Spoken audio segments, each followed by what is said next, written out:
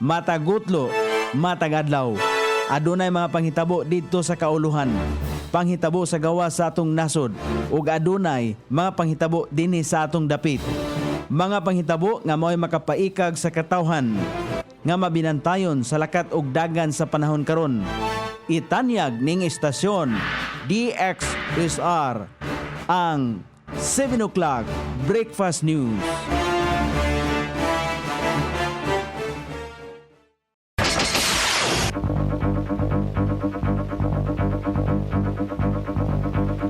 Higala, kumusta? May buntag Iligan, may buntag Mindanao, may buntag Pilipinas. Adlaw nga Huwebes, Pizza 5 ni buwan sa Disyembre ning tuiga 2024. Sangan sa ato station manager Pastor Robin Sulapas, kini ang inyong ka-isar Kabisaya Nunebi. Ang matod sa hanay sa balita sa alas 7. O karon sa uluhang tudling sa ato mga balita, top 10 high value individual sa PDR Region 10 dadakpan sa drug bypass operation sa Iligan. Halos tunga sa milyon ang nakuha nga droga sa nakalabayng gabi sa Barangay Palao. Iligan wala na sa top 20 nga pinakadaghan og usaay cases sa kauluhan. Philippine Navy plano nga mopalit og duha ka anti-submarine platform.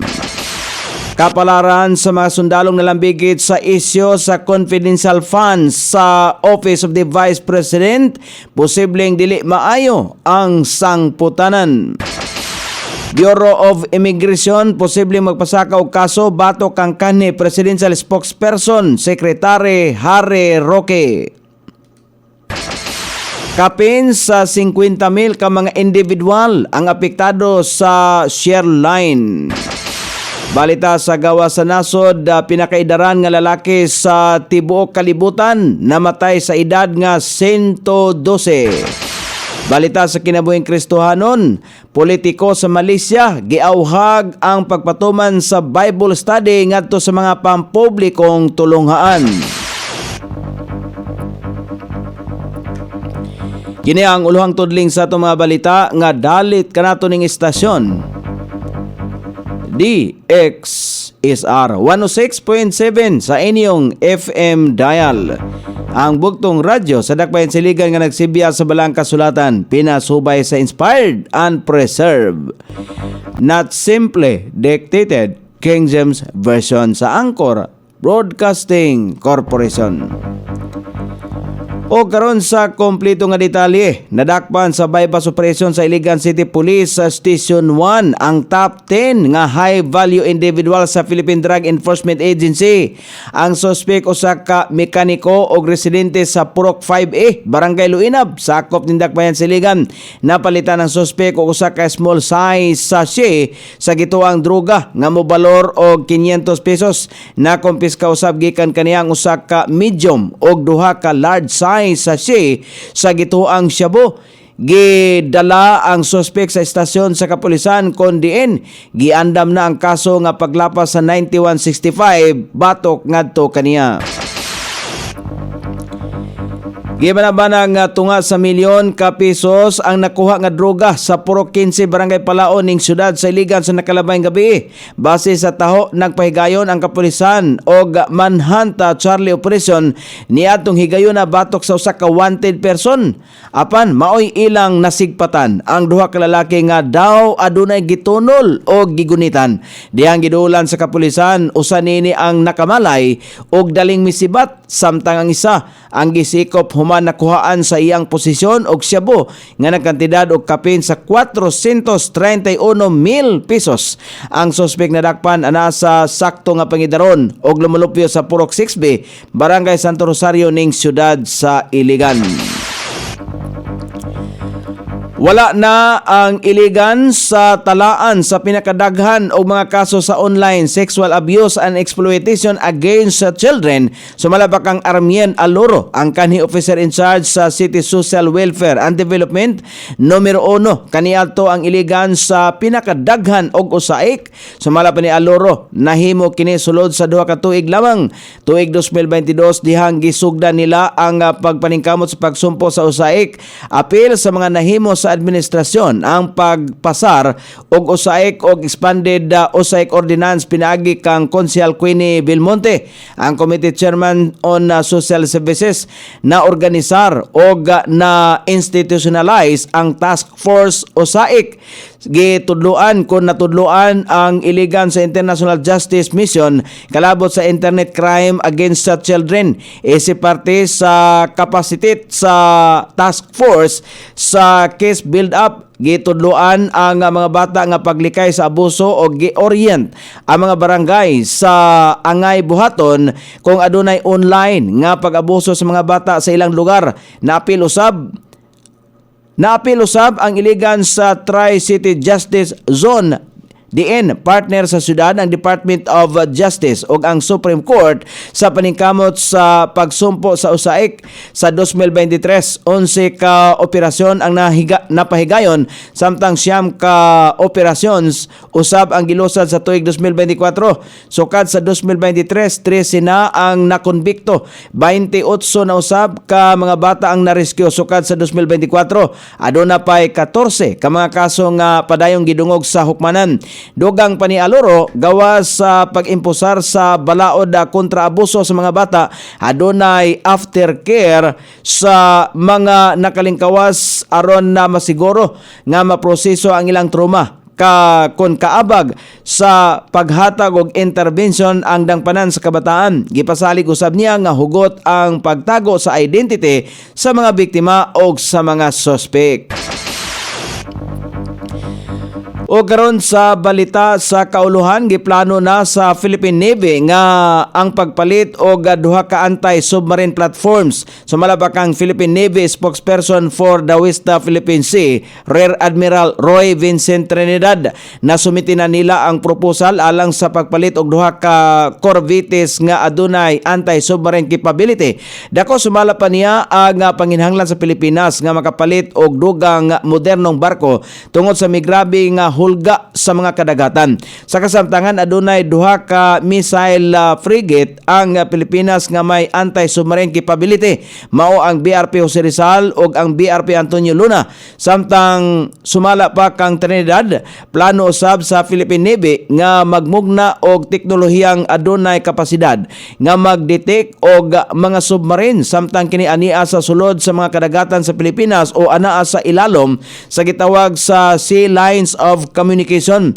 Duha ka guided missile corvettes usab ang kasamtangang nga nakakontrata kauban ng South Korean firm nga HD Hyundai Heavy Industries. Kauban nini ang unom ka offshore patrol vessels. Sumala pa sa Philippine Navy official, padayon nga gipakusgan pa sa kagamhanan ang undersea warfare capability. Bisan pa man nini, kumpiyansa ang opisyal nga mas mutaas ang kapabilidad sa Pilipinas sa tracking ug monitoring sa mga surface assets sa mga surface target. Gikompirmar sa pamunuan sa Armed Forces of the Philippines nga padayon nilang giimbestigahan ang mga sundalong nalambigit sa isyu sa confidential funds sa Office of the Vice President. Sumala pa kang Armed Forces of the Philippines sa spokesperson Colonel Francer Margaret Padilla, lakip sa ilahang ginatun-an karon ang mahimong kapalaran sa mga sundalo bisan ang mga kaso nga mapasaka batok ngadto kanila sa nakalabay nga pagdungog sa House Committee on Good Government and Public Accountability. Lakip sa mga gitumbok nga pangalang nalambigit mao sila si Vice Presidential Security and Protection Group Commander Colonel Raymond Lachica ug bisan si Lieutenant Colonel Dennis Nolasco. Kung mahinumduman nga gisulti ni Padilla nga limitado lamang ang ihatag nga mga proteksyon sa BPS SPG sa ikaduhang presidente ug sa iyang pamilya. Sumala pa kang Padilla, tumanon paghihapon sa armadong kusog sa Pilipinas ang ilahang profesional nga mandato kung ugaling dili gusto sa ikaduhang presidente ang mga bag-ong gitudlo nga security personnel. Una na nga gipailalom sa administrative relief ang pipila ka mga security details niini nga nalambigit sa nasong isyu aron mahatagan og patas nga investigasyon.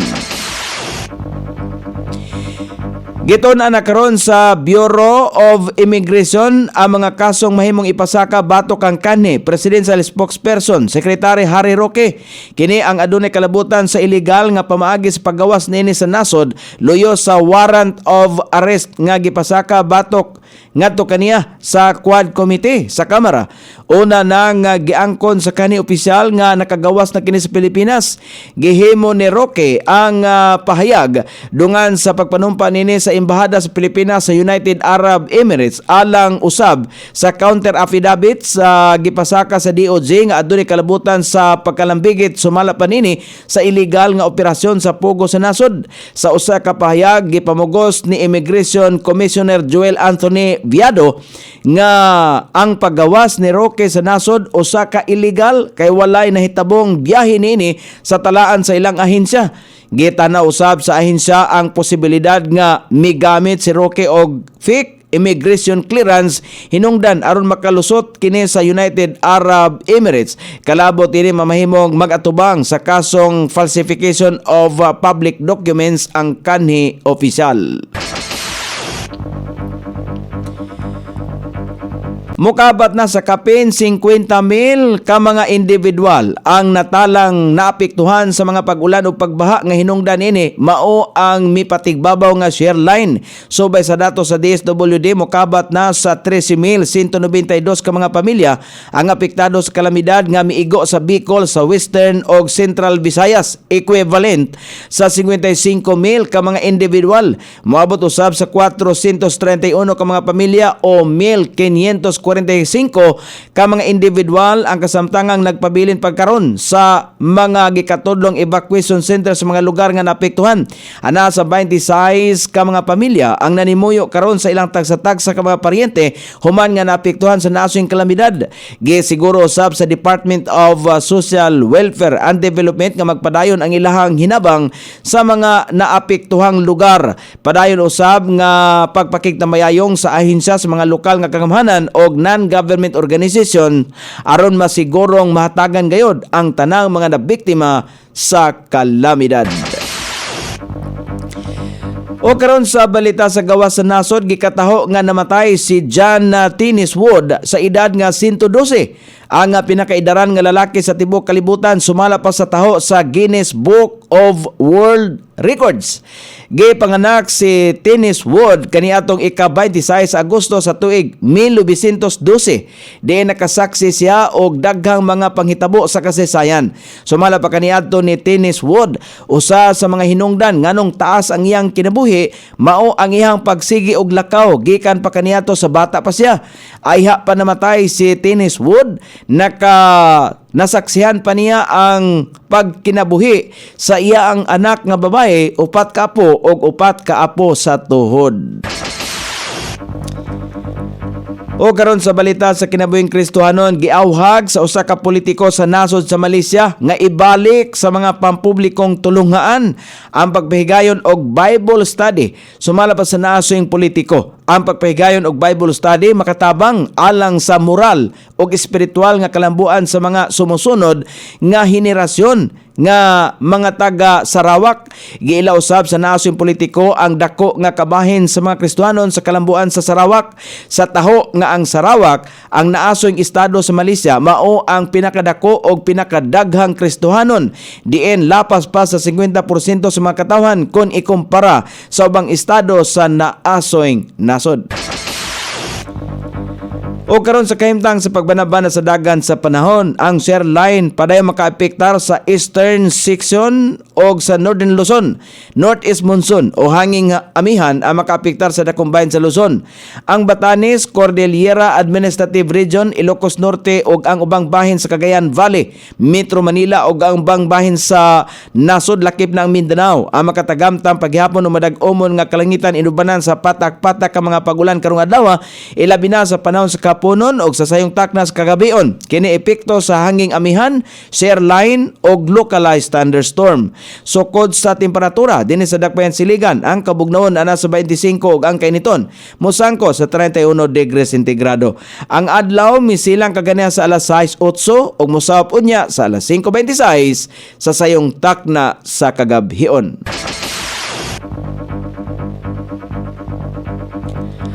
Inyong labate ang kinatibuk ang hanay sa balita sa alas 7 nga dalit kanato ning istasyon. DXSR 106.7 sa inyong FM dial. Ang bugtong radyo sa dakbayan siligan nga nagsibya sa balang kasulatan, pinasubay sa inspired and preserved. Not simply dictated, King James Version sa Anchor Broadcasting Corporation. Sangan sa tigsuat sa atong balitang international ug sa kinabuhing Kristohanon, Pitjan sa balitang lokal Coney Island sa ato station manager Pastor Ruben Sulapas. Kini ang inyong KSR Kabisaya Nonibi, magpasalamat ug moingon. Maayong buntag, Iligan.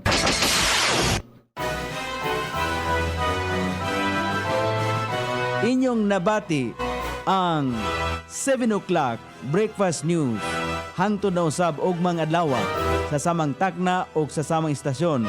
Daghang salamat sa iyong pagpaminaw ug maayong buntag.